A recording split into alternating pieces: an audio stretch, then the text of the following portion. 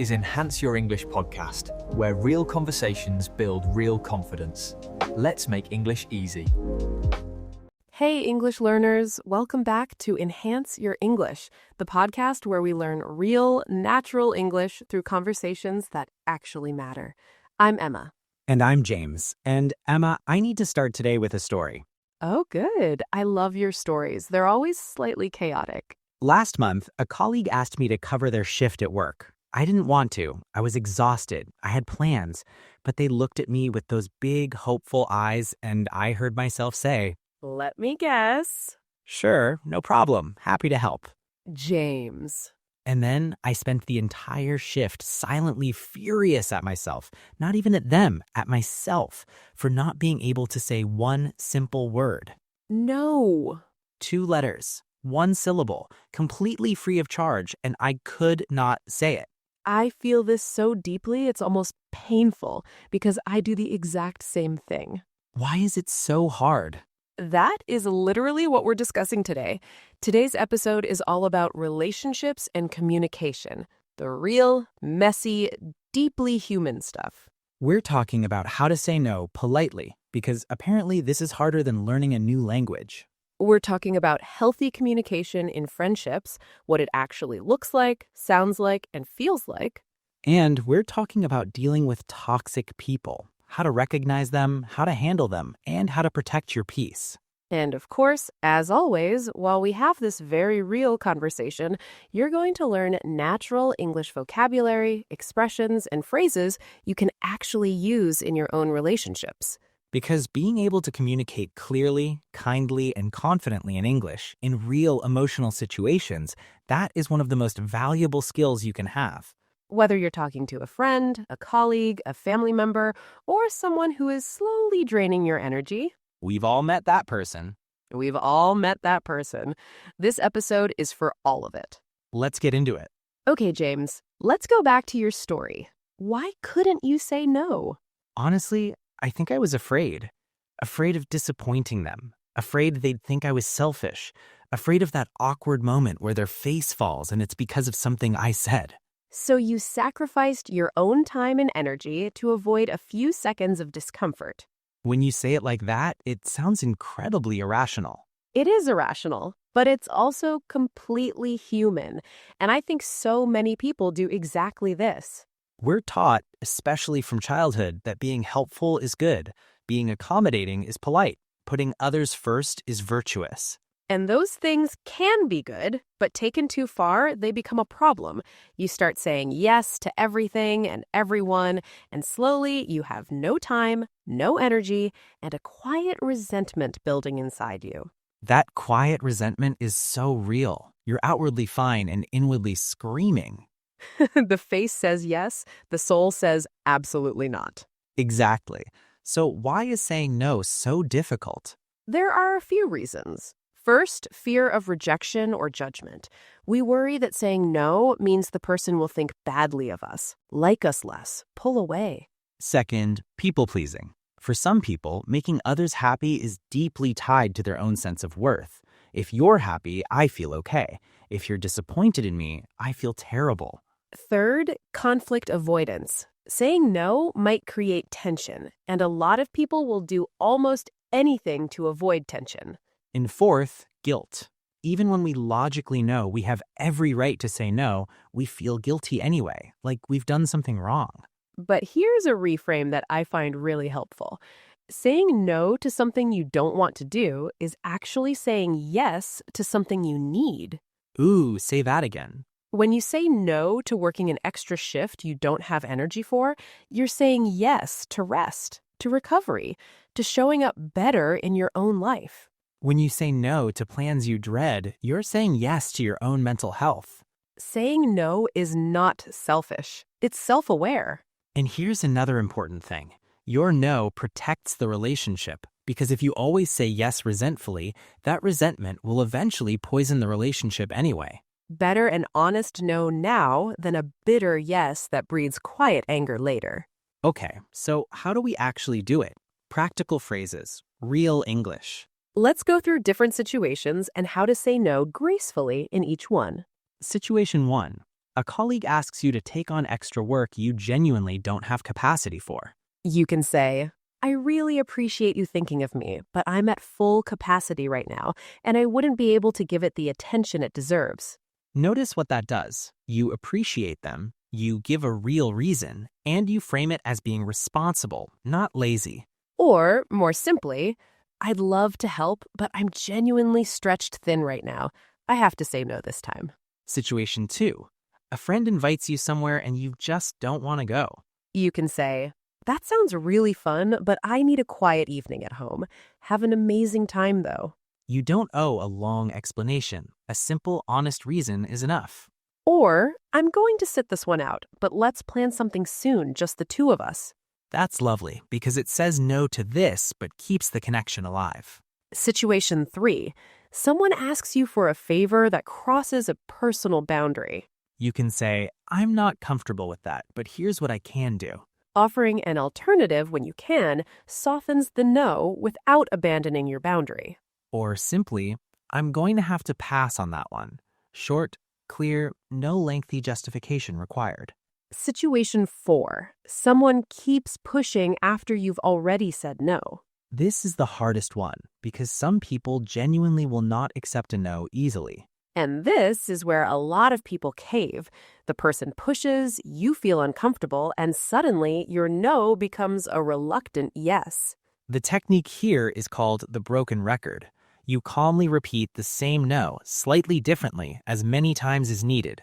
I understand you feel that way, but my answer is still no. I hear you, and I'm still not able to do that. I've thought about it, and I'm going to stick with my decision. No aggression, no long argument, just calm, consistent repetition. Because when someone pushes back after a no, they're testing whether your boundary is real or just a soft suggestion. And a calm, repeated no demonstrates this is real. Some important things to remember when saying no. You don't always need to give a reason. A reason can be helpful for softening the message, but you are not legally obligated to explain yourself. No is a complete sentence. This phrase gets repeated a lot, but it's genuinely true. You are allowed to simply say no. Don't over-apologize. One, I'm sorry, I can't, is fine. 3 paragraphs of apology suggests you've done something terrible. You haven't. The way you say no matters. Warm, clear, and direct is the goal, not cold and abrupt, not so soft that it sounds like a maybe. And remember, people who genuinely respect you will respect your no. People who only like you when you say yes, that's information worth having. Ooh, that last one is important. Okay, let's talk about friendships, because I think friendships are often the relationships we take most for granted. We put so much focus on romantic relationships. There are entire industries built around romantic relationships. But friendships, they often just sort of happen and then drift. And yet good friendships are one of the most significant factors in long-term happiness and well-being. Research consistently shows this. So what does healthy communication and friendship actually look like? Because I think a lot of people have never really learned this explicitly. First, and I think this is the foundation, healthy friendship communication starts with honesty. Not brutal honesty, not, I'm going to say whatever I think because honesty is important. There's a difference between honest and blunt. Blunt is about you getting to say what you think. Honest and kind is about the relationship. Exactly. You can tell a friend a hard truth with so much care and love that it lands as a gift rather than an attack. Second, healthy friends listen to understand, not just to respond. Ugh, this is so important. There's a difference between really listening, being fully present, trying to understand, and just waiting for your turn to talk. I think most of us are guilty of the second one sometimes. Someone is telling you something and your brain is already halfway through formulating your response. And they can feel it. When someone is not truly listening, you can feel it. The conversation feels hollow. Real listening is putting your phone down, making eye contact, not interrupting, asking questions that show you actually heard what they said. That sounds really hard. How are you feeling about it? That's real listening. Versus, oh yeah, same thing happened to me actually, so anyway, and then you talk about yourself for 10 minutes. We know that person. We might sometimes be that person. Third, healthy friends check in, not just when things are falling apart. This one is something I've been thinking about a lot. Some friendships only activate in crisis. Something bad happens, they're there. But in ordinary life, silence. And those crisis-only friendships can start to feel transactional, like we only connect when something is wrong. Real friendship is also just, hey, I was thinking about you. How's that thing you mentioned last month? Remembering the small things, following up, showing that you were actually listening the last time. Those small gestures are not small. They feel enormous to the person receiving them. Fourth, healthy friends can have disagreements without it destroying the friendship. This is actually a sign of a really mature friendship. Not that you never disagree, but that you can disagree and come back to each other. Because no two people agree on everything. And a friendship where disagreement is never allowed, where one person always concedes to keep the peace, that's not a friendship between equals. And when you do need to address something difficult with a friend, approach matters enormously. There's a huge difference between you always do this and it's so selfish, and when this happened, I felt hurt and I wanted to talk to you about it. First one is an attack. The second one is an opening. First one puts the other person immediately on the defensive. Second one invites them into a conversation. This is called using I statements, speaking from your own experience and feelings rather than attacking the other person's character. I felt ignored when you canceled last minute lands very differently from you always cancel on me and it's so disrespectful. Both might be about the same event, but one opens a conversation and one starts a fight. Fifth, healthy friends have some reciprocity, balance. This doesn't mean a perfect mathematical equality. Sometimes one person needs more support. Sometimes life is imbalanced for a period. But over the long term, there should be a general sense that both people give and receive, both initiate, both put in effort. A friendship where one person is always the giver and one is always the taker, that eventually becomes exhausting and resentful. And sixth, healthy friends give each other space without it making it a punishment. Everyone needs space sometimes. Everyone has periods where they're quiet, introspective, or just busy.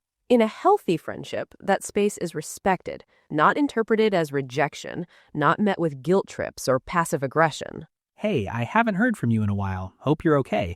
No pressure, just wanted to check in. That's healthy space giving. Versus, well, I guess you're just too busy for me now. That's making someone feel guilty for having a life. Big difference. And finally, say the good things out loud. Don't assume your friend knows you value them. This is something I've been actively working on.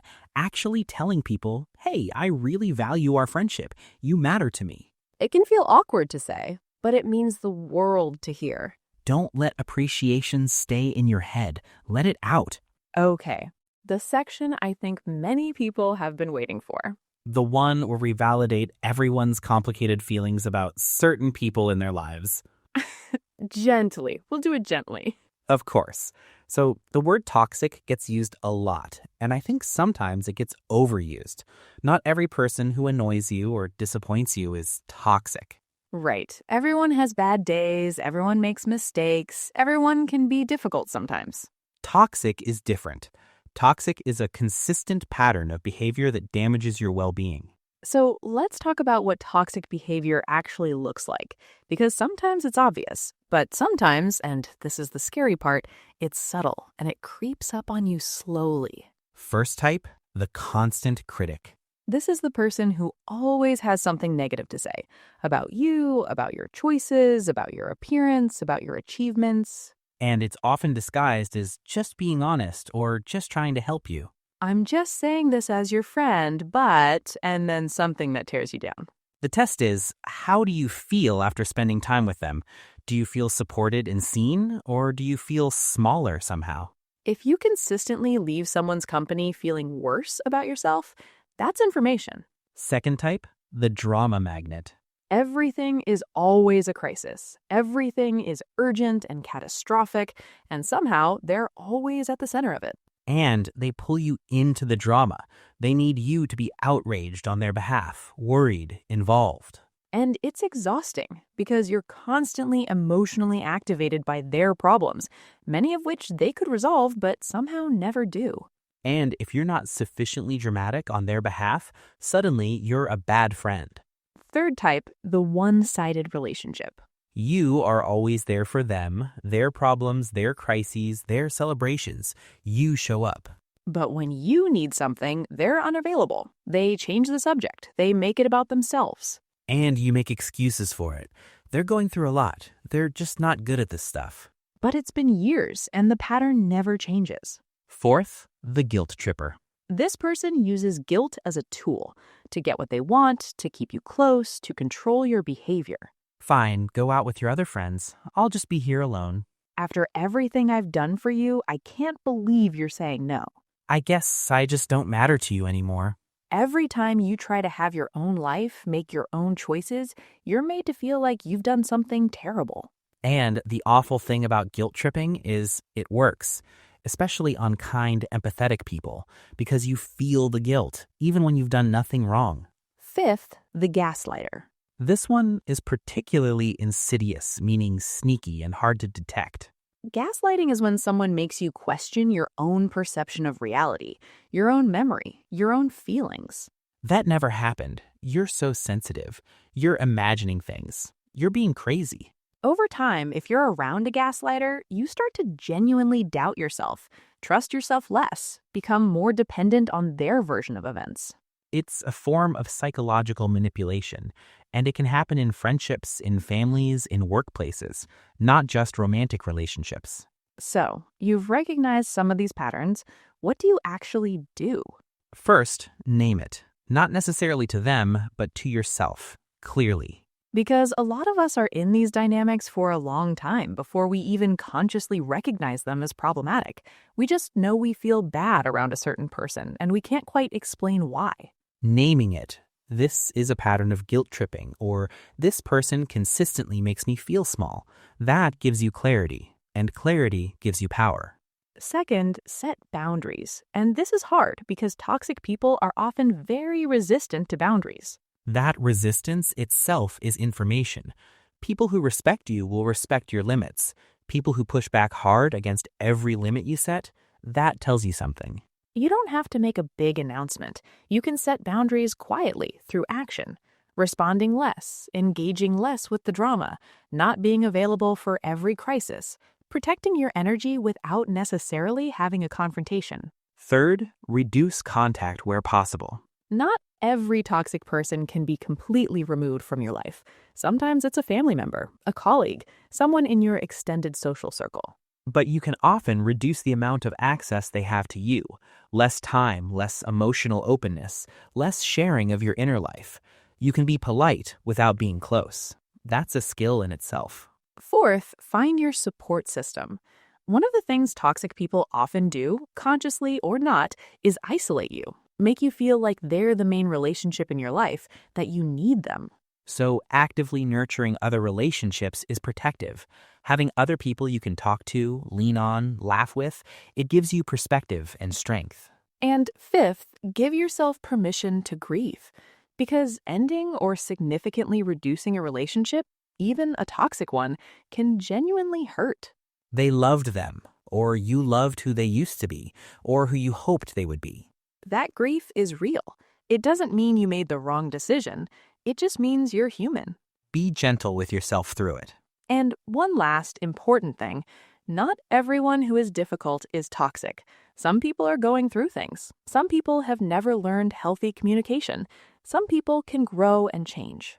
The question to ask is, does this person, when the issue is raised, take responsibility and make genuine effort to change? Or do they deny, deflect, and repeat the same patterns?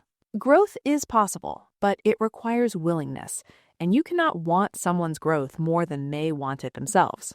That's a hard truth, but a necessary one. Let's look at some real English phrases for navigating these kinds of situations. Because knowing what to say and how to say it in emotionally charged situations is genuinely difficult, especially in another language.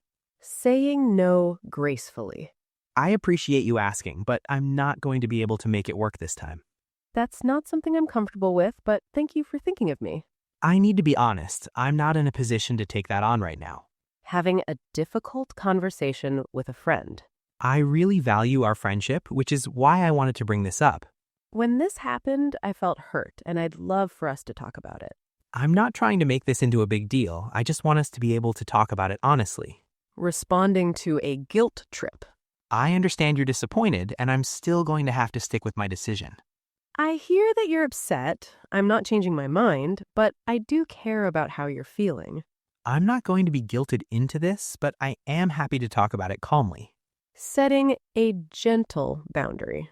I need to be honest. I don't have the emotional capacity for this conversation right now. I care about you, but this dynamic isn't working for me. I'm going to step back a little. It's not about you. I just need some space right now. Ending or distancing from a toxic dynamic. I think we've grown apart, and I'm going to focus my energy elsewhere. I wish you well, but I'm not in a place to maintain this friendship right now. I need to prioritize my well-being, and this relationship hasn't been feeling healthy for me.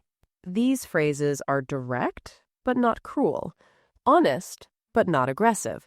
And they're real English that real people use in real situations. Word tour time, the best vocabulary from today, all about relationships and communication. These are words that come up constantly in real conversations about people, feelings, and relationships. First, boundary, a personal limit that defines what you are and are not comfortable with in a relationship or interaction. I've learned to set clear boundaries with people who drain my energy.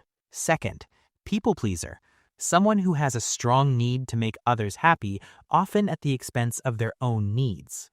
I used to be a total people pleaser. I couldn't say no to anyone without feeling terrible. Third, guilt trip, when someone makes you feel guilty in order to influence your behavior or get what they want. Every time I make plans without her, she guilt trips me. It's exhausting. Fourth, reciprocal, mutual, given and received equally between both people. Healthy friendships should be reciprocal. Both people should give and receive support. Fifth, gaslighting, manipulating someone into questioning their own perception, memory, or feelings. It took me a long time to realize what was happening was gaslighting. I kept thinking I was the problem. Sixth, toxic, describing a relationship or behavior that is consistently harmful to someone's well-being. I had to distance myself from a toxic friendship that was affecting my mental health. Seventh, passive-aggressive, expressing negative feelings indirectly through behavior rather than honest communication. Instead of telling me he was upset, he just went quiet and gave me one-word answers. Very passive-aggressive. Eighth, empathy, the ability to understand and share the feelings of another person. Good friendships are built on empathy, genuinely trying to understand what the other person is experiencing. Ninth, conflict avoidance, the habit of avoiding disagreements or difficult conversations to keep the peace. My conflict avoidance used to cause bigger problems. Small issues would grow because I never addressed them. 10th, assertive, communicating your needs and opinions confidently and directly without being aggressive. I'm learning to be more assertive, saying what I need clearly and calmly without apologizing for it. 11th, red flag, a warning sign that something is wrong in a relationship or situation. Looking back, there were so many red flags early on. I just didn't want to see them. 12th, walk on eggshells, to be extremely careful about what you say or do around someone because they react badly to things. I always felt like I was walking on eggshells around her. I never knew what might upset her. 13th, give the benefit of the doubt, to choose to believe the best about someone's intentions even when you're not certain. I gave him the benefit of the doubt the first time, but after it kept happening, I couldn't keep doing that. 14th, emotionally draining, describing a person or situation that leaves you feeling exhausted and depleted. Spending time with him is genuinely emotionally draining. I always leave feeling worse than when I arrived. And 15th, have a heart-to-heart, to have a deep, honest, and sincere conversation about feelings or an important issue. We finally had a heart-to-heart about everything that had been bothering us. It was hard, but it made the friendship stronger. Okay, before we wrap up, real talk section. Emma, has any of today's content hit close to home for you? Very close. The toxic friendship section especially. Really? A few years ago, I had a friendship that I held on to for way too long because we had history, because I kept hoping it would go back to how it used to be. What made you finally recognize it wasn't healthy? I noticed that every time I was about to see this person, I felt anxious, not excited, not happy, anxious, like I was preparing for something difficult. That's such a telling sign. And when I talked to other friends about my life, I felt light. I felt like myself. But after spending time with this person, I felt tired and somehow smaller. The contrast showed you something. Exactly. Eventually, I just quietly stepped back. Less availability, less sharing, and slowly the friendship faded. How did that feel? Sad, but also, honestly, relieved. Like putting down something heavy that I'd been carrying for a very long time. I think a lot of people listening know exactly that feeling. What about you? The saying no thing, you mentioned it at the beginning. Has it gotten easier? Slowly, very slowly. I think the biggest shift for me was realizing that my yes means nothing if I never say no. Oh, that's really good. If I agree to everything, then my agreement has no real value. It's just a reflex. But when I say yes genuinely, when I actually choose to help, it means something to me and to the other person. So a real yes needs a real no to exist. Exactly. And I've found that most people, real, genuine people, they respect the no. They appreciate the honesty. The ones who don't, Those are your red flags. precisely. I love that we always end up at the same conclusions from different directions. That's what good communication does. It finds common ground even through different experiences. And that is a wrap on today's episode of Enhance Your English. We talked about saying no without guilt, communicating honestly in friendships, and recognizing and dealing with toxic dynamics. Heavy topics, but so important. And your comment homework today, choose one of these. Option 1, share one situation where you wish you had said no but didn't. In English, what would you say now? Option 2, describe a quality you love in a good friend.